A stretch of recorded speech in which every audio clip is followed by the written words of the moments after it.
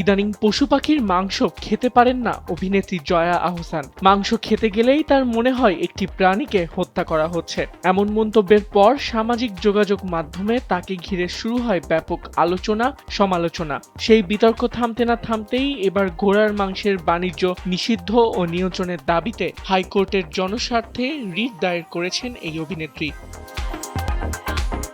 Writ আবেদনে বলা হয়েছে, অসুস্থ প্রাণীর মাংস প্রতারণামূলকভাবে মানুষের খাদ্য হিসেবে বাজারজাত করা হচ্ছে, যা জনস্বাস্থ্যের জন্য মারাত্মক ঝুঁকিপূর্ণ। আবেদনে গাজীপুরে উন্মোচিত অবৈধ ঘোড়ার মাংসের বাণিজ্য নিয়ে সময়সীমাবদ্ধ তদন্ত, দায়ীদের বিরুদ্ধে ব্যবস্থা গ্রহণ এবং তদন্ত প্রতিবেদন হাইকোর্টে দাখিলের নির্দেশনা চাওয়া হয়েছে।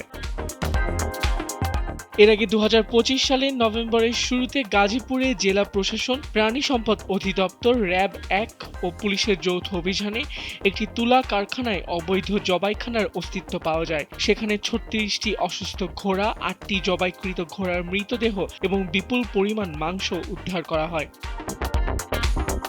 রিটে আরও বলা হয়, এসব দূষিত মাংস গরুর মাংস হিসেবে বাজারে বিক্রি করে ভোক্তাদের সঙ্গে প্রতারণা করা হচ্ছিল। যদিও প্রশাসন তখন কার্যক্রম বন্ধের কথা জানিয়েছিল, পরবর্তীতে স্থায়ী সমাধান হয়নি বলে অভিযোগ করা হয়েছে। পরে মোবাইল কোর্ট গাজীপুরে ঘোড়ার মাংস বিক্রি নিষিদ্ধ ঘোষণা করে।